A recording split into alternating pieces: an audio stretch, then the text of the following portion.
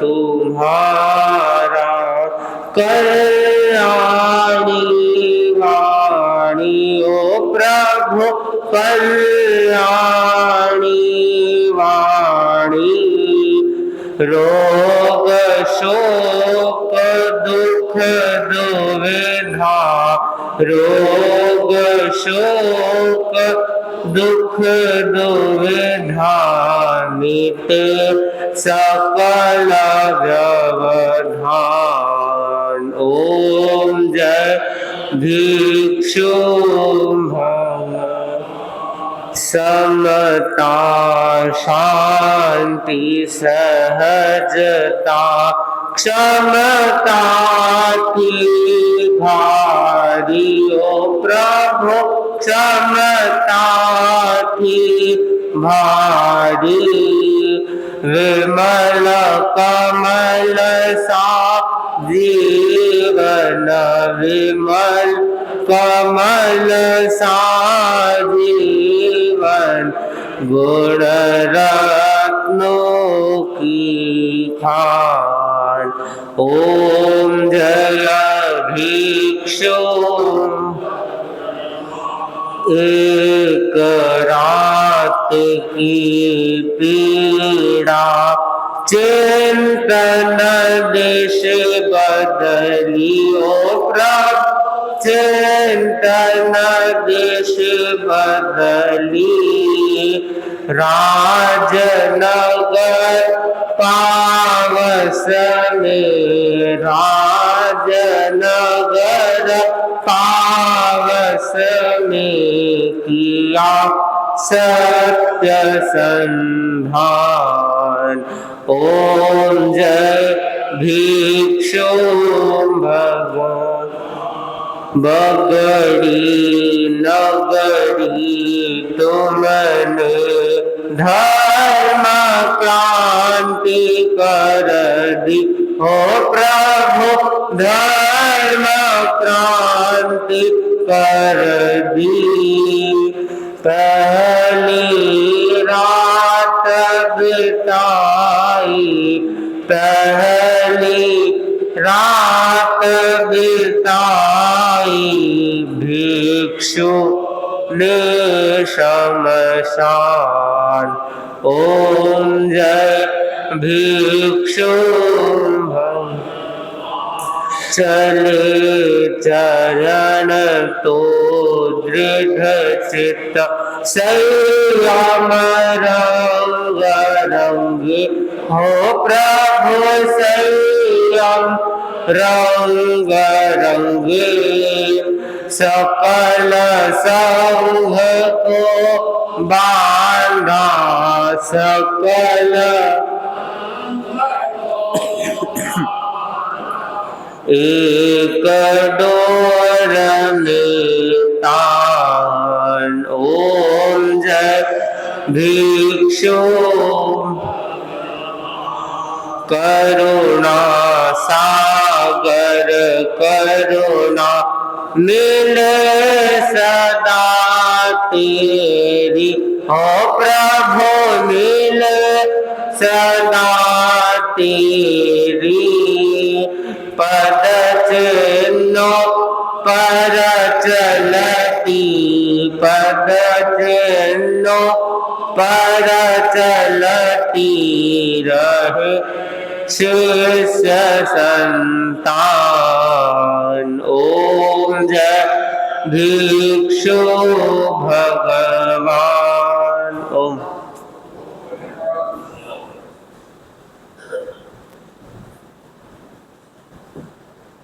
अहिंसा के अवतार भगवान महावीर स्वामी के श्री चरणों में कोटि से वंदन। युग प्रदान आचार्य महासमुद्र के श्री चरणों में कोटि से वंदन। मुनिवृंद उपस्थित धार्मिक प्रेमी भाई और बहनों, दैनिक प्रवचन के अंतर्गत आज का विषय है संबंध के आलोक में गुरु और शिष्य। संबंध के आलोक में गुरु और शिष्य। आज्ञा निर्देशकारी त्वं संबध्नाति गुरोर्मतिं प्रीति विनम्रता सेवा कृतज्ञ भाव विश्रुत कृतज्ञ भाव विश्रुत। भारतीय संस्कृति में गुरु और शिष्य का गहरा संबंध रहा है। गुरु सतत शिष्य के विकास के लिए लगे रहते हैं और शिष्य भी गुरु की साधना में समाधि में पूर्ण सहयोगी रहता है। दोनों एक दूसरे के पूरक है। गुरु के बिना ज्ञान नहीं मिलता है। दीक्षा लेना एक बात है और गुरु से संबंध स्थापित करना दूसरी बात है। जो व्यक्ति गुरु से संबंध स्थापित कर लेता है वह आलोक और प्रकाश को प्राप्त होता है। नवदीक्षित मुनि उदास बैठे थे और स्थविर मुनि ने देखा क्या बात है, क्या साधुपन में मन नहीं लगा, क्या और कोई समस्या है। तो नवदीक्षित मुनि बोला गुरु मेरी पकड़ में नहीं आ रहे हैं। जैसे ये कहा स्थविर मुनि ने कहा गुरु तेरी पकड़ में आ सकते हैं यदि तू 5 बातों का ध्यान रखे तो गुरु तेरी पकड़ में आ सकते हैं और तुम्हारे दिल में वास कर सकते हैं। वापिस मुनि ने स्थविर मुनि को वंदना की, आपने बहुत बड़ी कृपा कराई। अब मेरे को वो 5 सूत्र तो बताओ कैसे मैं गुरु को पकड़ में लूं, गुरु मेरे हो जाए। तब स्थविर मुनि ने कहा आज्ञा, दूसरा प्रीति प्रेम, गुरु से प्रीति कर लो। तीसरा विनम्रता, चौथा सेवा और 5वां कृतज्ञता। 5 सूत्र यदि तुम्हारे पास है तो गुरु तेरी पकड़ में आ सकते हैं। नवदीक्षित को रास्ता मिल गया, प्रकाश मिल गया, वंदना की। अब वो गुरु की सेवा करता है, विनम्रता रखता है और परिणाम यह आया गुरु के दिल में बस गया, गुरु पकड़ में आ गया। जैसे शिष्य चिंतातुर रहता था वैसे गुरु भी चिंतातुर। स्थविर मुनि ने गुरु को देखा, गुरु जी क्या बात है, उदास कैसे, कि शिष्य तो मेरे बहुत है लेकिन जम नहीं रहे हैं। तो स्थविर मुनि ने भी समय पर जो कहना था वो कहा, उसकी चर्चा हम आगे करेंगे। भाव रखते हैं यदि आप भी 5 सूत्रों की आराधना करोगे तो शिष्य आपके हो जाएंगे। तो आज मैं शिष्य की बात कर रहा हूं।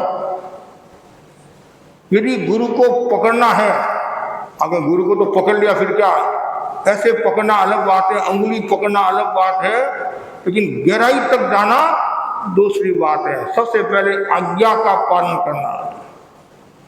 उत्तरायण सूत्र में भी आता है विनीत कौन आना निर्देश करे। जो गुरु की आज्ञा का पालन करता है, गुरु के निर्देश को समझता है, इंगित और आकार की आराधना करता है, उपवास में रहता है, सेवा करता है, वह विनीत है। और तेरापन धर्म संघ में आज्ञा का बहुत बड़ा महत्व है। आणाय माव धमो माम गुम धमो, आज्ञा ही मेरा धर्म है। आचार्य भिक्षु ने सबसे पहले हमें यही बताया कि सभी साधु साध्वियां एक आचार्य की आज्ञा में रही, और जो व्यक्ति आज्ञा में रहता है वो निश्चिंतता का जीवन जीता है, प्रकाश का जीवन जीता है, और गुरु पकड़ में आ जाते हैं।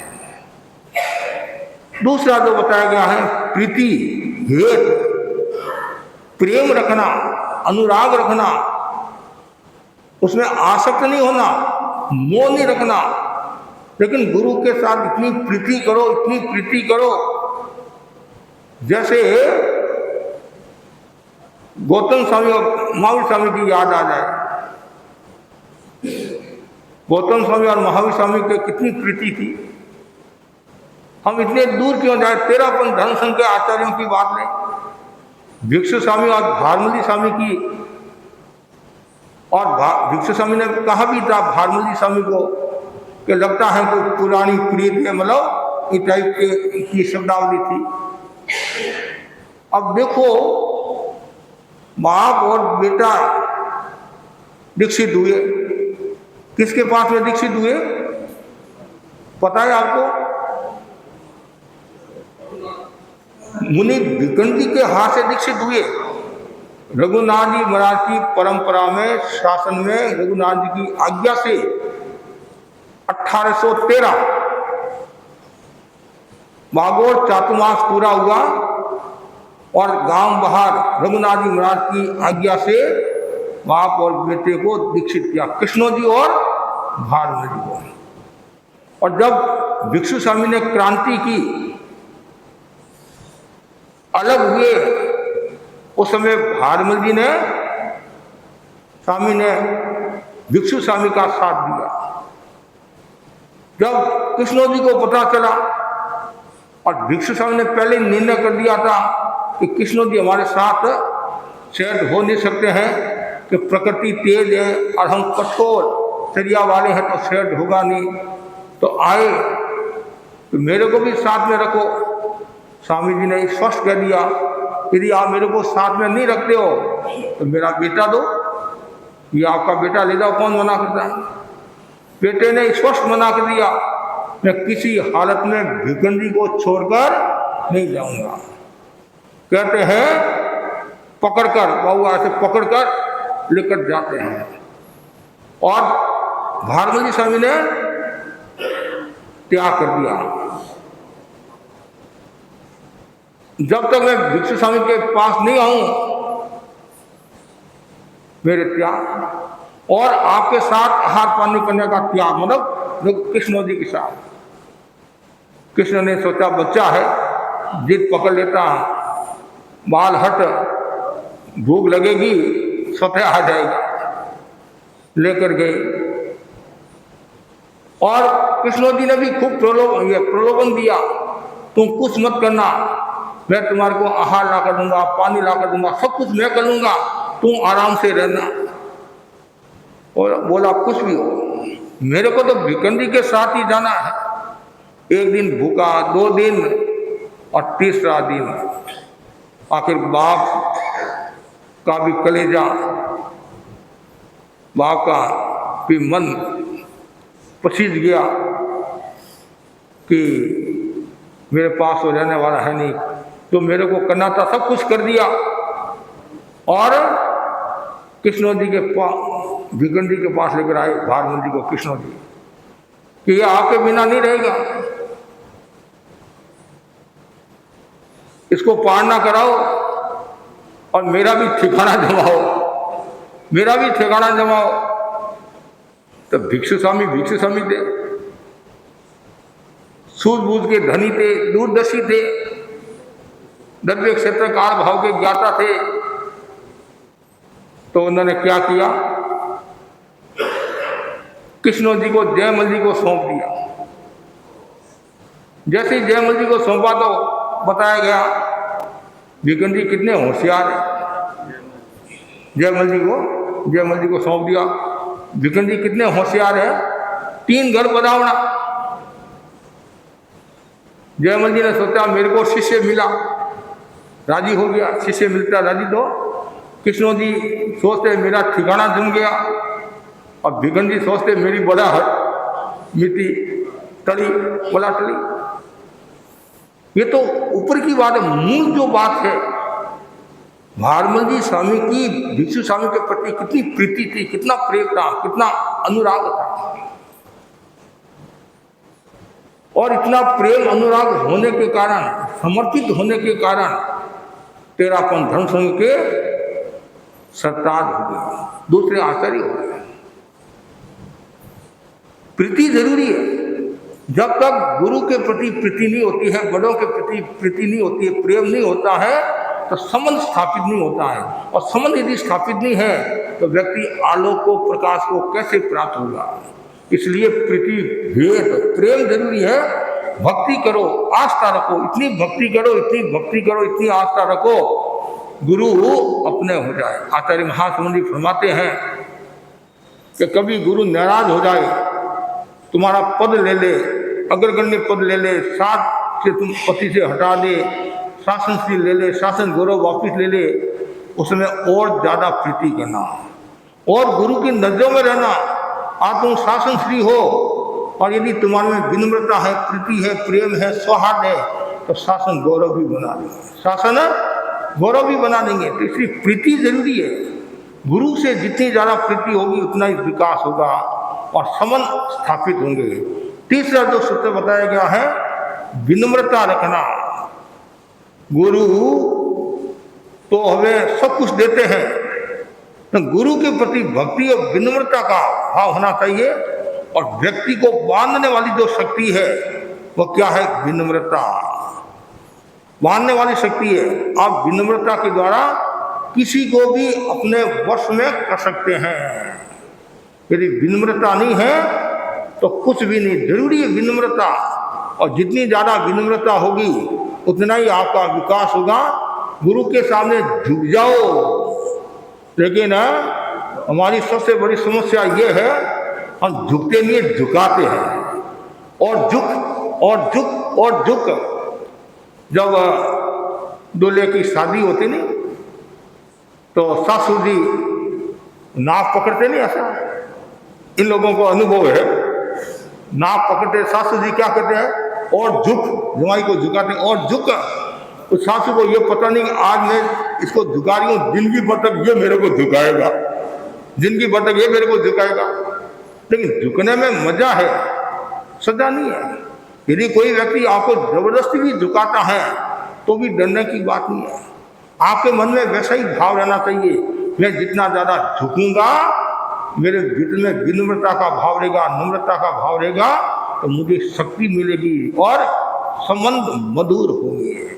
इसलिए जरूरी है विनम्रता, और जितनी ज्यादा विनम्रता होगी उतना ही व्यक्ति आगे बढ़ेगा। जब आचार्य कालगुनी राज मध्य प्रदेश जावद में विराज रहे थे, तो मुनि नथमल जी, आचार्य महाप्रज्ञ जी उसमें मुनि अवस्था में थे। उनके शिक्षा गुरु कौन थे? मुनि तुलसी, आचार्य तुलसी थे। और आचार्य महाप्रज्ञ जी लिखते हैं, कोई बात से गुरुदेव तुलसी, मुनि तुलसी नाराज हो गए। अब वापिस तुलसी को राजी रखना बहुत कठिन काम था, उनको राजी रखना भी बहुत कठिन काम था। लेकिन अब करे क्या? जैसे ही प्रतिगमन पूरा हुआ, जब तक रात नहीं आए तब तक मुनि नथमल जी मुनि तुलसी के पैर पकड़कर बैठ गए। न मुनि नथमल जी बोलते हैं, न मुनि तुलसी बोलता है। करीबन रात 3 घंटा जो रात को बैठे। जब रात आई तब जाकर सोए। मतलब इतनी विनम्रता थी। और उस विनम्रता के कहाँ पहुंच गए। तब गुरुदेव तुलसी ने कहा था, नहीं तो मेरे जैसे बनेगा, अब बनाओगे तो बन जाऊंगा। ये कौन कह सकता है? जिसके भीतर में सरलता होती, विनम्रता होती है, वही इस प्रकार की शब्द निकाल सकता है। गुरु भी वैसे ही। और आचार्य तुलसी ने मुनि नथमल जी महाप्रज्ञ जी पर कितना ध्यान दिया। और आचार्य तुलसी की हर गतिविधि में प्राय सहयोगी कौन थे? मुनि नथमल जी थे। बड़े संतों ने ऑब्जेक्शन भी किया, भाई जी महाराज ने भी कहा था तब हर प्रवृत्ति में मुनि नत मुनि को क्यों रखते हो, क्यों रखते हो, क्या आवश्यकता है। उनका दृष्टिकोण अलग होगा, कोई आलोचनात्मक नहीं था और कोई कारण होगा, भाई हर प्रवृत्ति में आप आचार्य हो। लेकिन आचार्य तुलसी जानते थे कि ये विश्वास पात्र साधु है, उपयोगी साधु है, विनम्र साधु है और दृष्टि की आराधना करने वाला साधु है। परिणाम ये आया वो भी तेरापन धन संघ के आचार्य बन गए हैं। तो विनम्रता जरूरी है, जहाँ झुकाव है वहाँ टिकाव है। झुकना जरूरी है, झुकता वही है जिसमें कुछ जान है, अकड़पन तो खाट मुद्दे की पहचान है। न में तो आंबा आमली, न में तो दारम दाग, एरन बिचारा क्या न में जाकी ऊंची जात। जो फलवान वृक्ष होता है वही झुकेगा, सूखा ठूंठ है वो क्या झुकेगा। नमंती फलिता वृक्षा, नमंती विबुदा नरा। तो विद्वान लोग हैं वो झुकते हैं, फलवान वृक्ष झुकता है। तो सूखा ठूंठ और मूर्ख आदमी टूटने के लिए तैयार है, मरने के लिए तैयार है, लेकिन झुकने के लिए तैयार नहीं है। आज यदि घर में भी यदि व्यक्ति झुकता है तो उसको बहुत मान मिलता है, सम्मान मिलता है। लेकिन आज की जनरेशन क्या कहती है महाराज, यदि झुकेंगे नहीं तो सासू हावी हो जाएगी, सासू हावी हो जाएगी, खाने लग जाएगी। और एक बार आंख दिखा देते हैं हम तो सासू चुप हो जाती है। सासू चुप तो हो जाएगी, लेकिन ये भी ध्यान रखना कि तुम भी सासू होने वाली है, तुम भी सासू होने वाली है। इस हाथ से लो, इस हाथ से दो, ऐसा कहा जाता है। लेकिन मूल में आपको कहना चाहता हूँ, विनम्रता का भाव हो। जितनी ज़्यादा विनम्रता होगी घर में शांति रहेगी, परिवार में शांति रहेगी, समाज में शांति रहेगी, देश में शांति रहेगी और सबसे महत्वपूर्ण बात है मन में शांति रहेगी। जो विनम्र होता है उसके वो शांति रहती, इतनी शांति रहती है। आचार्य महाप्रज्ञ जी को आपने देखा, महासमुद्री को देखो कितने विनम्र है और रत्नाधिक मुनियों के प्रति उनका कितना अहोभाव है। हर समय उनके हाथ ऐसे रहते हैं, बहुत बड़ी बात है। इतने बड़े आचार्य और बड़े संतों का कितना सम्मान करते हैं, साधुओं का कितना सम्मान करते हैं और छोटे साधुओं से भी कितना स्नेह रखते हैं, कितना प्रेम देते हैं। तब जाकर संघ चलता है, समाज चलता है। ऐसे संघ समाज नहीं चलता है। और यही बात यदि घर परिवार में आ जाए तो फिर अलग होने की बात ही नहीं होगी और पीर भी याद नहीं आएगा और भी कोई याद नहीं आएगा। और जब विनम्रता नहीं होती है, अहंकार टकराता है, तब फिर घर से अलग होने की बात आती है। तो समझ स्थापित करना है। तो तीसरा जो सूत्र बता है, विनम्रता का भाव रखो, झुक जाओ। और चौथा जो सूत्र बहुत महत्वपूर्ण है, सेवा भावना। संबंध यदि स्थापित करना है तो मन में सेवा भावना जरूरी है। सेवा परमो धर्म, कहते नहीं, सेवा को परम धर्म बताया गया है। और तेरापन धर्म संघ में अनुशासन को तो महत्व दिया गया ही है और सेवा को भी कम महत्व नहीं दिया गया है। और हमारे आचार्य ने कहा है, संघ को यदि तेजस्वी बनाना है और सुदीर्घ बनाना है तो सेवा जरूरी है। और क्यों, आज जो भी साधु दीक्षा लेता है, साधु दीक्षा लेती है, वो आचार्य और संघ के भरोसे दीक्षा लेती है, संघ के भरोसे लेती है, गुरु के भरोसे लेती है। अब गुरु का नैतिक दायित्व होता है कि शिष्य की सार संभाल करना, शिष्य को समाधि पहुंचाना। और हमारे साधु साधु भी निश्चिंत रहते हैं, नो टेंशन और योर टेंशन। वो क्या कहते हैं, हमने छोटी गुरु को पकड़ा दी है, अब गुरु चिंता करेंगे, हम क्यों चिंता करें। कोई कहते हैं बुढ़ापा में क्या होगा, कोई टेंशन नहीं है, गुरु चिंता करेंगे, जहाँ रखेंगे वहाँ रह जाएंगे। गुरु सेवा कराते हैं। और लाडू देख लो, ये छापर देख लो, डूंगरगढ़ गंगाशहर आदि क्षेत्र देख लो, विदासर, मतलब थानापति है, थिरवासिनी है, और भी कुछ साधु साधु उपकेंद्र में है। और निश्चिंतता से अपना जीवन की यात्रा करे हैं, साधना करे हैं। और जो सेवा में जो भी आ रहा है और निष्ठा के साथ में सेवा कर रहा है, चाहे वो अग्रगण्य पढ़ा लिखा है या कम पढ़ा लिखा है, ज़्यादा लिखा है या कैसा ही है, सेवा वो निष्ठा के साथ करता है या करती है। क्यों, मेरा सौभाग्य है कि मुझे ये दुर्लभ अवसर मिला है।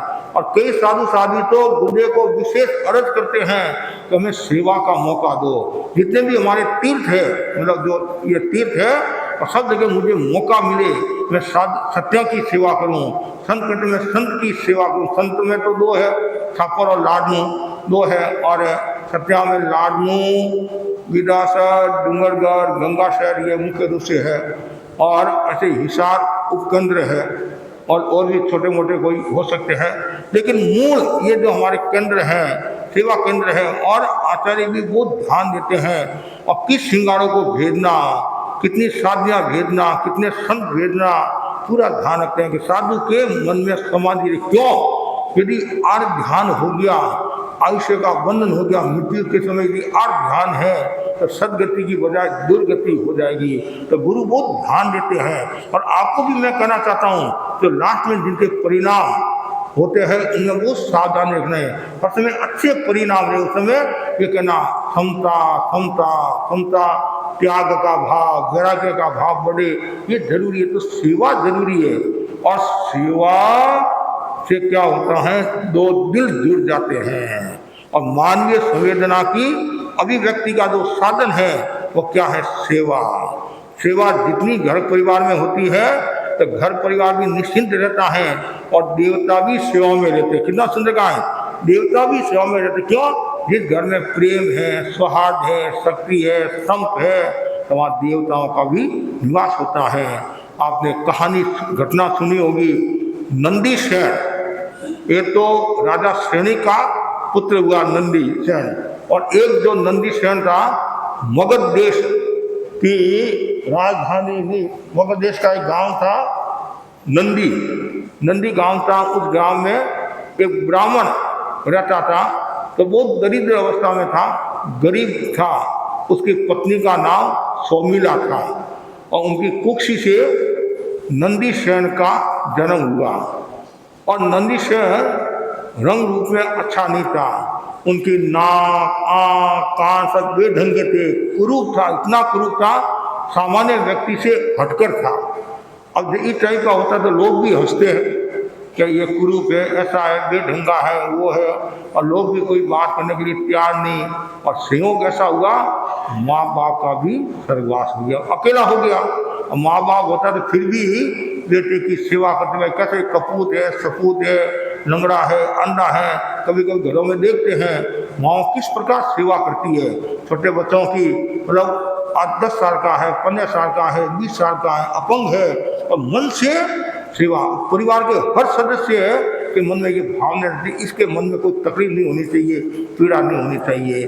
और माँ बाप का भी स्वर्गवास हो गया, अकेला घूम रहा, मामा के मन में आया, तो मामा ने सोचा असहाय हो गया, कोई सारा नहीं है, तो वो अपने घर में लेकर आ गया। बेटा रे तू वाणिश था, मामा वाणिश बहन का लड़का था। अब क्या होता है, एक दिन मामा के लड़के की शादियां हो रही थी, लड़के की, तो विवाह को देखकर उसके मन में भी आज मेरी भी शादी हो। मनुष्य का स्वभाव है, कोई भी आज भी विवाह शादी में जाते हैं, फंक्शन देखते हैं, और वो सब खूब ठाट बाट देखते हैं, तो गृहस्थी लोगों के मन में स्वाभाविक है कि जब मेरी भी शादी होगी नहीं, इससे ज़्यादा ठाट बाट के साथ करूँगा, ऐसा करूँगा, ये करूँगा, वो करूँगा। अब तो मेरी भी शादी करो। मामा ने कहा मेरी ये 7 लड़कियां हैं, कितनी, और जो तुम्हारे को चाहे तुम उसके साथ में शादी कर ले। तो 7 ही लड़कियों ने मना कर दिया। एक बेढंगा के साथ कौन करेगा, कुरूप के साथ कौन करेगा, ये तो कोई काम का नहीं है। और इतना अपमान और कर दिया। अपमान कहते नहीं है, ऑपरेशन की जो सर्जरी होती नहीं है, उससे भी ज़्यादा खतरनाक अपमान की सर्जरी होती है, नहीं, अपमान और ज़्यादा खतरनाक होता है। तो मन में आया, वो घर छोड़कर चला गया, यहाँ रहने का फायदा नहीं, इतना अपमान यहाँ क्या करूँगा।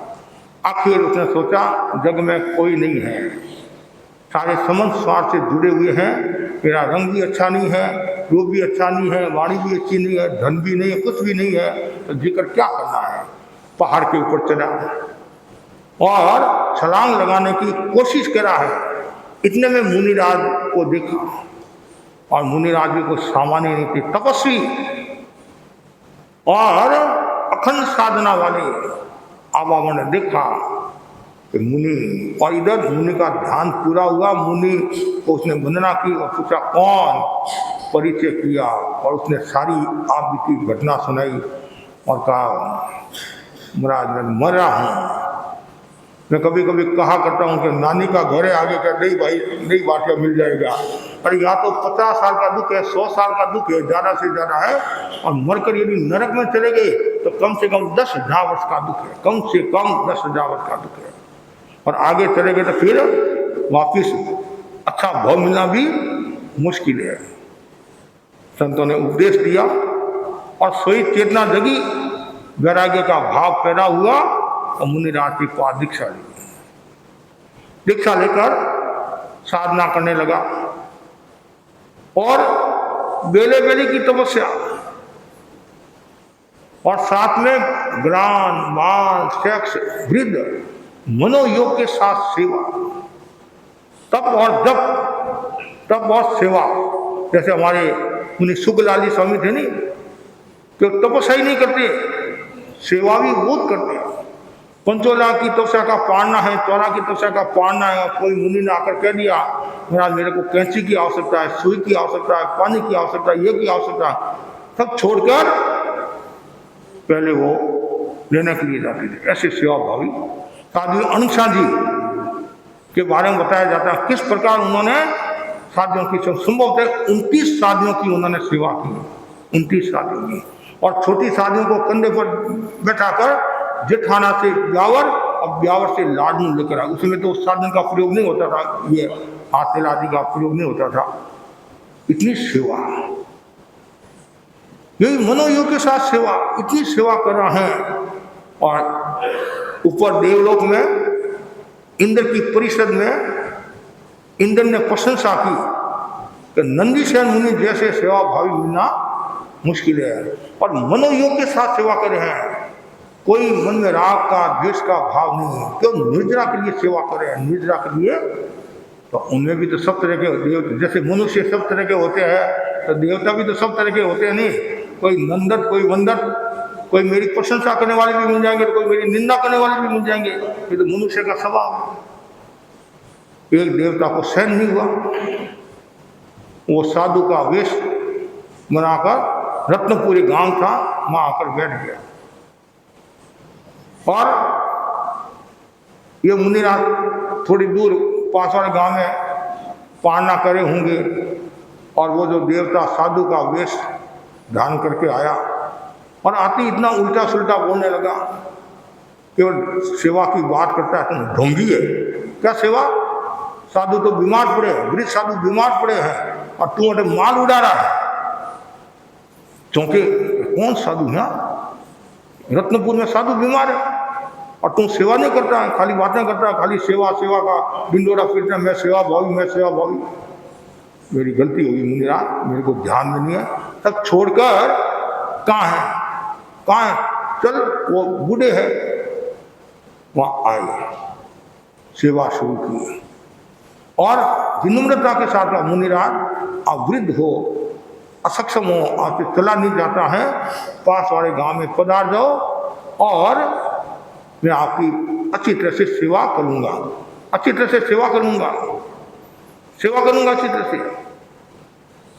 और कुपित हो गया वो, क्या सेवा करता है, मैं तो यहाँ से यहीं नहीं चला जाता, इतनी दस्तें लग रही है, इतनी उल्टियाँ हो रही है, ये हो रहा वो हो रहा, तो कोई बात नहीं, मैं आपको कंधे पर बिठाकर लेकर चला जाऊंगा। बैठा कंधे पर बैठ गया, जानबूझकर, उनके तो परीक्षा लेना नहीं।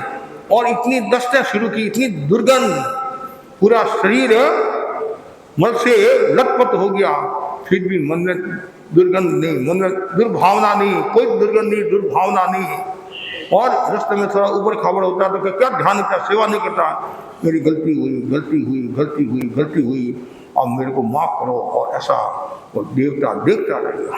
गाँव में पहुँच गया और देवता ने अपना रूप प्रकट किया कि इंद्र ने जो प्रशंसा की थी वह एकदम सही है और वास्तव में तुम सेवा भावी हो।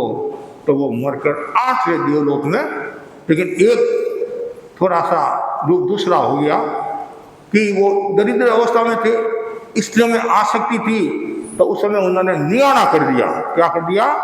नियाना मतलब निदान, मेरी तपस्या का फल हो तो मैं ऐसा बनूं कि मैं स्त्रियों का स्वामी बनूं।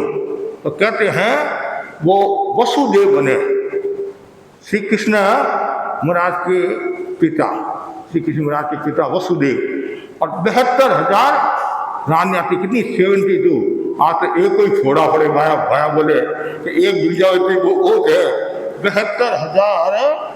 और ऐसा कहा वो मतलब उन्होंने न्याणा किया, प्रायश्चित किया नहीं, 8 देवलोक में गए। बाद में वो वसुदेव 72,000 कामदेव होते हैं। और कामदेव का रंग रूप बोध होता है, 24 कामदेव हुए नहीं, 24 कामदेव, उनका रंग रूप बोध होता है, कोई भी आकर्षित हो जाता, कोई भी। तो ऐसे 72,000 रानियाँ थी और वो 8 स्वर्ग में गए, बाद में वसुदेव बने। तो मूल जो मैं बात बता रहा था वो सेवा की बात बता रहा था। मतलब ऐसी सेवा हर कोई नहीं कर सकता है। हमारे मंत्री मुनि मंगललाल जी स्वामी किस प्रकार सेवा करते थे, भाई जी महाराज चंपाला स्वामी किस प्रकार सेवा करते थे, और भी संत किस प्रकार संतों की सेवा। मुनि मोहनलाल जी आमिर अर्जुन लाल स्वामी को उल्टी होगी, इतनी उल्टी होगी, और मेरे को उन्होंने नहीं करने दी सफाई, तुम गोची जाओ देरी हो जाएगी। मतलब भक्ति है। मोहनलाल जी स्वामी ने खुद और सफाई की। सफाई मतलब उसमें ये नहीं सोचते मैं अग्रगण्य हूँ, बड़ा हूँ, छोटा हूँ, धन संघ का साधु है, बीमार है, अस्वस्थ है।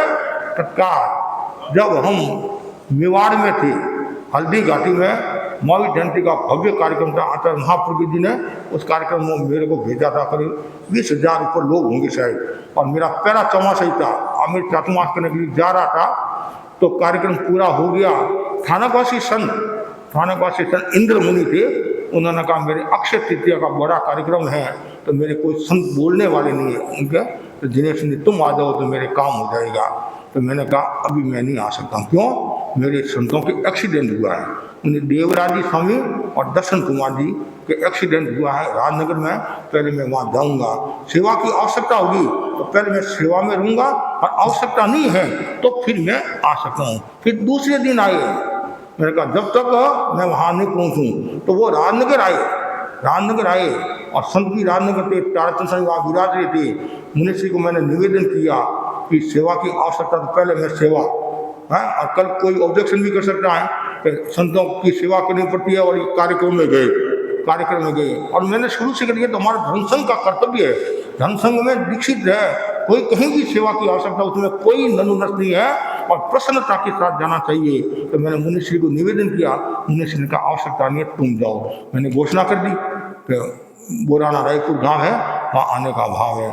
इतने में थोड़ी देर के बाद में आचार्य महाप्रभु जी का संदेश आ गया कि मुनि दिनेश कुमार जी अपने सहवर्ती संतों के साथ में देवराज जी और दर्शन मुनि की सेवा में रहे और ताराचंद स्वामी भी आए।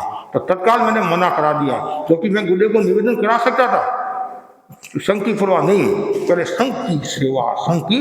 तो ये हमारा कर्तव्य है, इसमें प्रशंसा की बात नहीं है। और मतलब ये नहीं, मतलब मूल हमारा कर्तव्य, कभी भी काम पड़े। जब हम सादा में थे, गुरुदेव का आदेश आएगा तुम्हारे को चातुर्मास में धूलिया पहुंचना, धूलिया। भरत मुनि और भरत मुनि दोनों के बीमारी होगी, डेंगू आदि ऐसे चिकनगुनिया इस तरह का बीमार हो गए। तत्काल कितने दिन लगेंगे, तो हमारे इतने दिन लगेंगे। फिर तत्काल हमने गुरुदेव को निवेदन करा दिया, कल ही विहार करने का भाव है, गुरुदेव का वापिस आदेश आ गया, आवश्यकता नहीं है। तो ये हमारे, और हमें खुशी होती है। और जब हम पालगढ़ में थे, गुरुदेव ने फरमाया कि मुनि दिनेश कुमार जी, मुनि महेंद्र कुमार जी स्वामी की सेवा में पहुंचे, जबकि 5-6 वर्षों के बाद में बड़ी मुश्किल से तो गुरु दर्शन का आदेश मिला। कितनी बार अर्ज कराई तो गुरु दर्शन का आदेश मिला, लेकिन जैसे ये कहा तो मैंने संतों को कह दिया मना नहीं करना, हमें ये सु अवसर प्राप्त हुआ है, वो सिर्फ मुनि की सेवा करने का मौका मिलेगा, लेकिन ज़्यादा रहना नहीं हुआ, खाली 9 दिन ही सेवा में रहे। लेकिन प्रसन्नता है, संतों की सेवा कहाँ है, वृद्ध संतों की सेवा कहाँ है। संतों की सेवा करने से, अनुभवी संतों के पास में बैठने से मिलता ही मिलता है, नुकसान नहीं है, लाभ ही लाभ है। इसलिए मैं तो सभी को कहना चाहता हूँ, भाई बहनों को भी कहना चाहता हूँ, माँ बाप की को समाधि पहुँचाना सबका नैतिक कर्तव्य है। समाधि, आज माँ बाप को यदि आप समाधि पहुँचाते हैं तो माँ बाप की आपको आशीष मिलती है, दुआ मिलती है, और उनके मन में भी है कि मेरा बेटा कितना विनीत है, मेरी वो कितनी विनीत है। हर समय मन में समाधि का भाव रहना चाहिए। मेरा नैतिक कर्तव्य है, ये सोचना चाहिए, मेरा सौभाग्य है मुझे ऐसे माँ बाप मिले हैं, ऐसे सास ससुर मिले हैं, कितने ज्ञानी हैं, कितने समझदार हैं और घर की चिंता करने वाले हैं। आज इनकी थोड़ी सी बीमारी हो गई है तो मेरा नैतिक कर्तव्य है। वृद्ध है और वृद्ध है तो अवस्था का भी असर आता है, कभी बीमारी भी हो जाती है, कभी मन की बीमारी है तो तन की बीमारी। भिक्षु स्वामी ने कहा था धार्मिक स्वामी को कि धन संग में सब तरह के साधु साधु होंगे, तन की बीमारी वाले भी होंगे, मन की बीमारी वाले भी होंगे। यदि साधुपन पालने की नीत है तो अंतिम सांस तक सहयोगी बनना। कितनी गहरी बात बता दी। तो सेवा लास्ट जो बिंदु बताया है बहुत सुंदर है, कृतज्ञ बने रहना। यदि गुरु से समझ स्थापित करना है कृतज्ञता जरूरी है। और एक ही सेंटेंस समझ लो, कृतज्ञता शिष्ट समाज का एक उदात्त सूत्र है, शिष्ट समाज का एक उदात्त सूत्र है। और यदि कृतज्ञता का भाव नहीं है और कृतज्ञता है तो फिर ऐसा कहा जाता है कितनी बार वो कुत्ते की योनि में और श्वान की योनि में पैदा होता है। इसलिए हमेशा मन में ये भाव रहना चाहिए कि मैं ज़्यादा से ज़्यादा कृतज्ञता। आपने कहीं से भी कुछ सीखा है, एक शब्द भी यदि सीखा है तो उपकारी के उपकार को कभी नहीं भूलना चाहिए। आप बोलते हैं कृतज्ञोस्मी, जैसे दक्षिण हावड़ा का संघ भी गया गुरुदेव की सेवा में और नाम क्या था कृतज्ञोस्मी। वहाँ के सब लोग देखने लगे तो भाई बाकी का नाम तो आता है श्रद्धा समर्पण, ये कृतज्ञोस्मी क्या होता है, क्या होता है तब बताया गया। तो भाई गुरु ने चातुर्मास फरमाया है तो हमारा एक नैतिक कर्तव्य है और कृतज्ञता ज्ञापित करना कितना सुंदर है। तो हर समय मन में वो भावना रहना चाहिए। गुरु यदि हमारे बारे में दो शब्द फरमाते हैं तो हमारा एक नैतिक कर्तव्य है कृतज्ञता ज्ञापित कि गुरु इतने दूर है और शिष्य को याद रखते हैं। एक शिष्य नहीं है, सैकड़ों साधु साध्वी हैं और लाखों श्रावक है।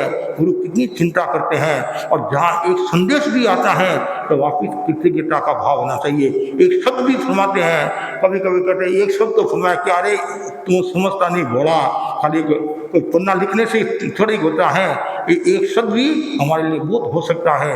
जब मुनि पृथ्वीराज स्वामी गंगा शहर में विराज रहे थे, पृथ्वीराज स्वामी ये उदयपुर के थे, गंगा शहर विराज रहे थे और कालगुनी राज ने संतों के साथ में चोलपट्टा पछेवड़ी भेजा होगा कि मुनि पृथ्वीराज स्वामी को।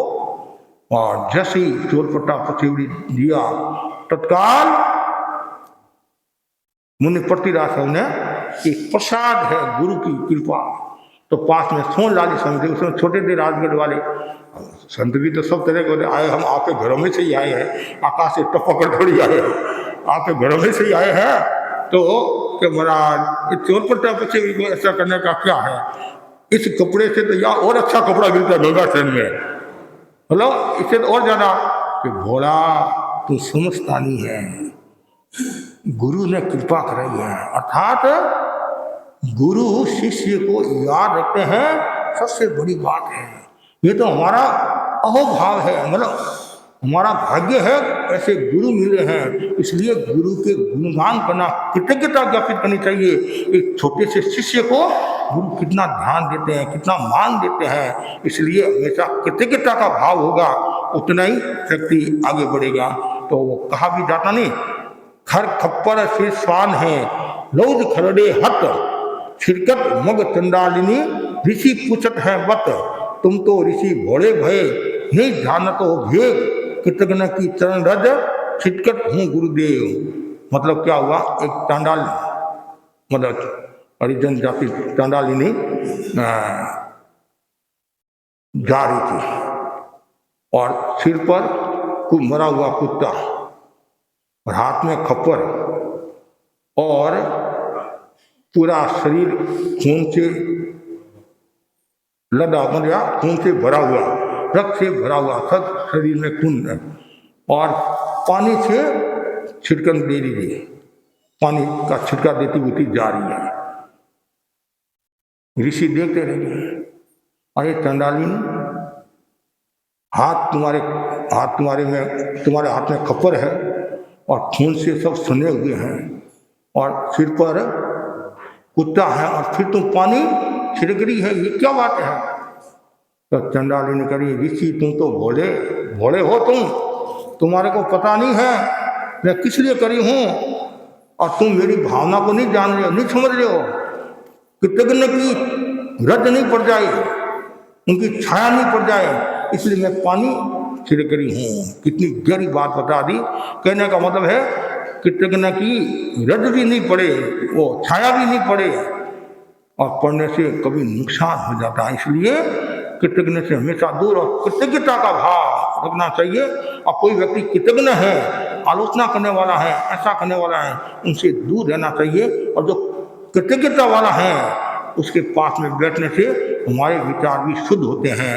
तो बस मैं इतना ही आपको कहना चाहता हूँ। शिष्य को स्थविर ने 5 सूत्र दे दिए और 5 सूत्रों के द्वारा और शिष्य ने गुरु को बांध दिया। गुरु को बांध दिया, रस्सी से नहीं बांधा, रस्सी से नहीं बांधा, तार से नहीं बांधा, दिल से बांध दिया। अब गुरु भी चिंतित है, वो भी उदास है कि शिष्य जम नहीं रहे हैं। तो स्थविर मुनि उनको भी बताते हैं, अब आगे की बात आगे करने का भाव रखते हैं। इसी आशा के साथ ओम। एक और